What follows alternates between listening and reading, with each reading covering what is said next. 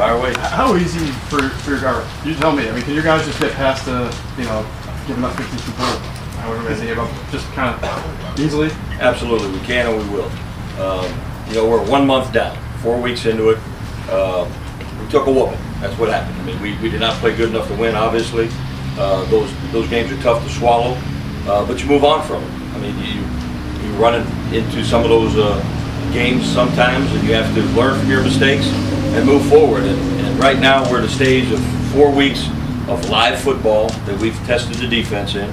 We are not where we want to be, but believe it or not, I know the results are not there, but behind the scenes, and I've watched that game probably 10 times now on tape, as long as every other game we've played. The fundamentals, the techniques, the understanding, the players playing with each other, it is moving forward. The results did not show in that game, obviously, so I'm asking you to trust me even though there's not the results. But the guys know through the daily work that the techniques, it'll turn. It'll turn. It hasn't turned yet. It's not where we want it to be, but we will continue to put our heads down and work, and I really believe it will turn. When you talk with the nickel defense on the first 2 drives, you got them 3 and out the second time. You started the nickel in the 3rd drive, and they had 2 tight ends. Boykin seemed like he was almost in an outside linebacker spot, role there. Is it obviously? Yeah, that was my mistake. I believe that they were in 3 wide receiver personnel group, and so I got caught in a personnel that I didn't want to be in versus his no huddle. So you can't fix it in one play. So as soon as they went, I think they ran a sweep to the side of our sideline, and I fixed it. So that was my fault. Then you went base in the 4th play. Yeah, then you went base. Correct. The rest of then we went base, and that was one of those deals where sometimes their personnel, they run a tight end or receiver out. I've got mine out there. They're on the ball. They're playing. That's an element of the no huddle that you can get caught in. I got caught in it. Brandon actually did not hurt us in the run game on that play. There was a big run, but it had nothing to do with Brandon being in that role. There was other reasons why that play broke down, but it wasn't Brandon. Okay, I just wasn't sure if maybe no, it wasn't. Sometimes you get caught, and that's one of those times I got caught. Teams are having a lot of success throwing underneath against you guys, against your linebackers, short passes. Do you need to make changes to your nickel formation, or do you think that can be fixed with the personnel that you have out there? Well, we've got to get tighter in our zones, first of all. But when we took this project on of putting the new techniques and the new defense in, the first thing we said is we were going to run to the ball. We're going to fly to the ball our effort. Next thing to do is we're going to stop the big plays. We're going to play deep to short, and we're going to stop the extra yardage plays from happening so we can play a tighter defense. Well, now the understanding of the zones that we're playing and some of the mans, the guys are getting a good feel. We're deep to short, and we can tighten some of those zones down a little bit if needed without sacrifice the deep ball or the bigger play. What is Michael Kendricks working through right now that's leading to some inconsistencies? I think Michael's like a lot of our players. We're very inconsistent right now in applying the techniques and understanding of the overall scheme. So we have days and stretches of plays where all of them are it's very exciting to watch them as they're getting it. Then we have these lulls where it's not where you want it to be, and they're a little bit out of whack. And I think Michael just fights to do that as we go, as do a lot of our other players. You talk about not sacrificing the deep ball. You look at a guy like Victor Cruz this week, who's had really a lot of success against the deep passing, even against other teams. What kind of challenges does that present? How do you get caught him not going behind it? Well, it's a big challenge because I think Eli is one of the best deep ball throwers. I mean, he throws a beautiful, catchable fade ball or a deep ball down the sideline, and Victor Cruz is part of what they do well. And I think we have a huge challenge in keeping, again, it's a matter of staying on the top shoulder of the receivers and making sure we're in the advantageous position on the deep ball. Bill, 4 games in, is your personnel better suited to a 3-4 or a 4-3? I believe we're 3-4. I mean, we're moving in the direction, and right now, I stand in front of you, and I've got the 3-4 that we've installed. We're taking some punches on it right now as we're pushing through to the other side. We as a staff believe with all our heart we're going to push through that other side. We just have to get through the transition part and the hard part that we're living right now, and the 3-4 is definitely who we've decided to be, and we still have elements of the 4-3 that are out there often. Each week gives you some different challenges, like Peyton in that whole offense where he's checking in and out of his runs and passes at the line. We needed to have a little bit different scheme and more of a disguise scheme, so he can't just obviously put him in the best play.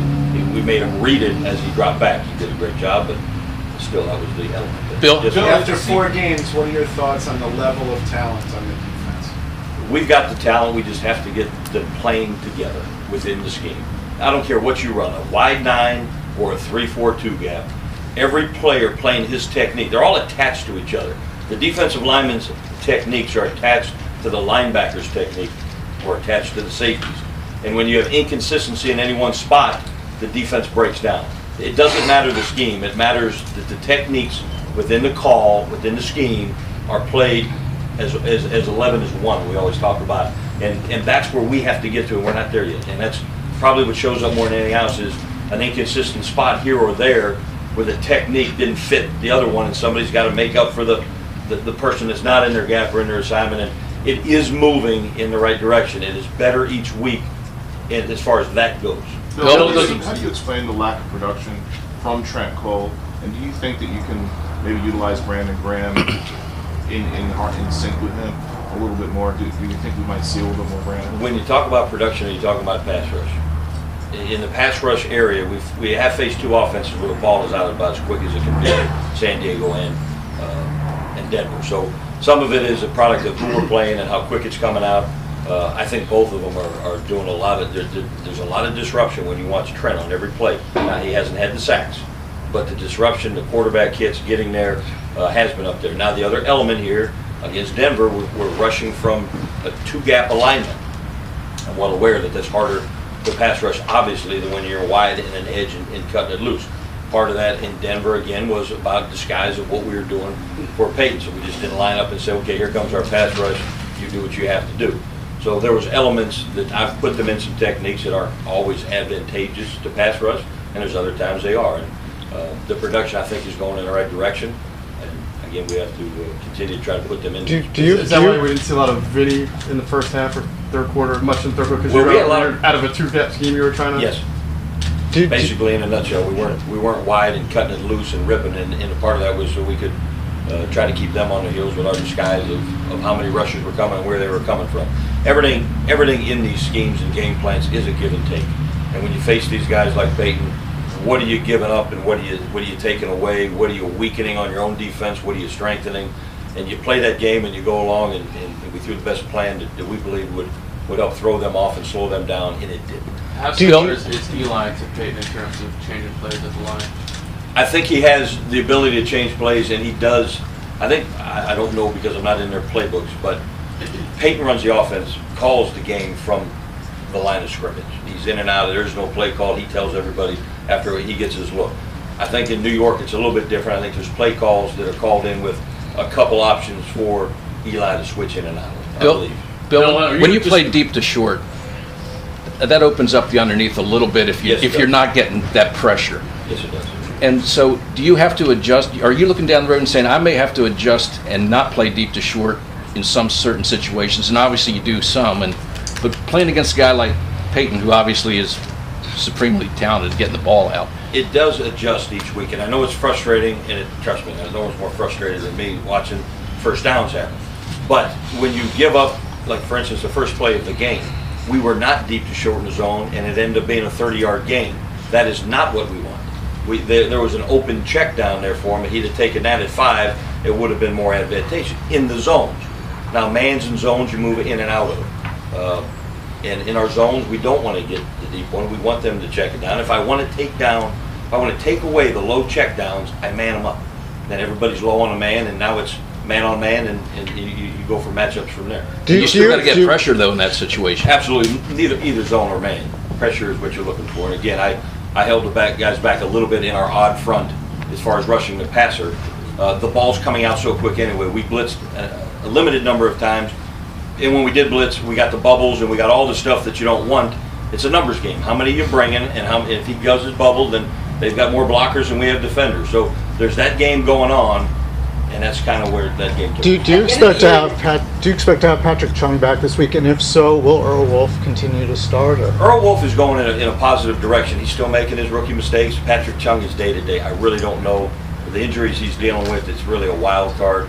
We're preparing not to have him. He's preparing to play. We have to prepare with all injured players.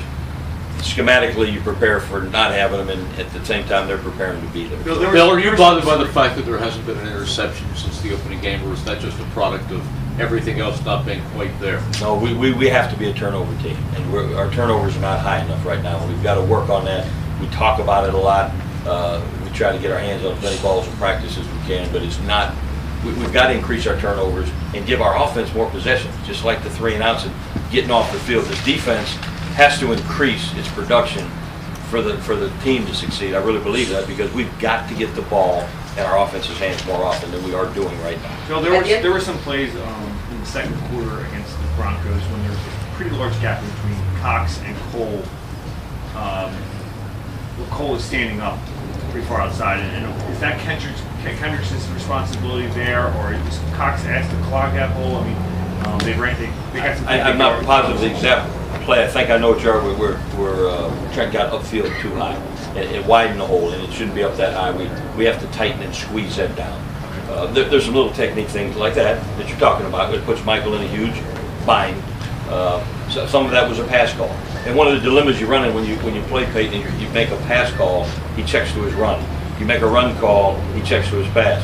You disguise it, you could get either one, but now you're farther away from your work. And that was one of those where he saw us in a 2 deep shell and a pass rush element, and he checked to a run to put us a little bit in harm's way. Billy, if you look at the numbers, sacks, quarterback pressure, do you expect more to be coming from your outside linebackers or your D-line? I think it's going to be spread around. I really do. In this scheme, the way we pressure different ways and different people, and we bring different alignments and run all the different fronts we run, I think it'll be spread around people. I really do. It's the way it usually plays out at the end of the season. You'll see all the position groups have a number of them, and then the D-line sometimes will have more. The outside backers have their share. Yeah. It seems like, Billy, I think quarterbacks are completing 70% against you guys. It's a lot of underneath stuff. It seems like teams are going to force you to try to tackle better. I mean, is that a big part of, they're going to keep doing low risk stuff, underneath stuff, and not taking those deep shots and trying to get the yards after the catch? Is your answer to that just tackling better or better angles? It's twofold. You've got, well, all of the above. You have to have better angles. You have to tackle better. Our tackling is getting better. It's not good enough yet. Some individual players are tackling better. We've got to collectively tackle better. If I want to take away the shorter ones, I can play more mans. Like I said earlier, I can play more man concepts. And that way everybody's on a man, and now you just work your one-on-one battles and matches that you have. So I'm moving in and out of zones and mans. Again, against Peyton, we believe that the zones and the disguise was a way to go. We did play our share of mans. A lot of those mans got some runs to it. So you're going back and forth on it. I still want to, I don't want to give up the deep plays. We can make a team do a lot of the short ones. We just came up against the best in the business at driving the field with taking what you give him, and that's what he did. And we needed plays and tackle and turnovers, and it's a patient game that again, he won. He played better than we did. Do you think that's why the interceptions might be down? Because, I mean, if you're throwing underneath, I mean, you're not going to, I mean, the lower risk. It could be. They do come in bunches. The interceptions come in bunches. And when you mix your mans and zones, I think it will rise, but right now it hasn't. Wolf still your top option? I mean, as far as if Patrick can't go, you consider some of the other guys? All of them. It always has been a close race. I have no problem with Colt or Kirk or any of them. Right now, Earl's a young man that we wanted to see out there and grow him. One of the biggest things with rookies is they're going to make their mistakes. Somebody has to grow. Every player out there that's shining, somebody grew him at one point. Somebody went through his rookie mistakes and watched him develop and get better. And that's what we're doing right now with Earl. We're developing. He's all in. He works his tail off, and we have to grow him through these mistakes. But no, I have no problem with the other guys either. Hey Bill, the one thing with Kendricks on him is the leaving the feet issue, where he lunges a lot. Looks like he's in position to make a tackle and doesn't. Is that, I've seen guys with a lot of athleticism, and that's been a hard thing to get out of him. Is that difficult for you guys to coach out of a guy? Is that on him to just? It's not only Michael, but it's all the guys. The tackling is something we work on every day. There's not a day goes by that we don't do tackling. And the biggest part of tackling is bringing your feet with you. And that's a point that we make with Michael all the time and all the guys. Running your feet and wrapping with you. I mean, wrap tackling with your helmet in between the ball carrier and the end line. A lot of times, what we were doing earlier is our head was on the wrong side. We were behind the ball carrier and the end line, and it turns into an arm tackle, and you miss it. But now we're working hard on getting our head in front of the body, running our legs through, and wrap tackling. All the fundamentals that all of them have worked on since Pee Wee football. And we continue to do it every day out here, and it is slowly improving. Thanks, Bill.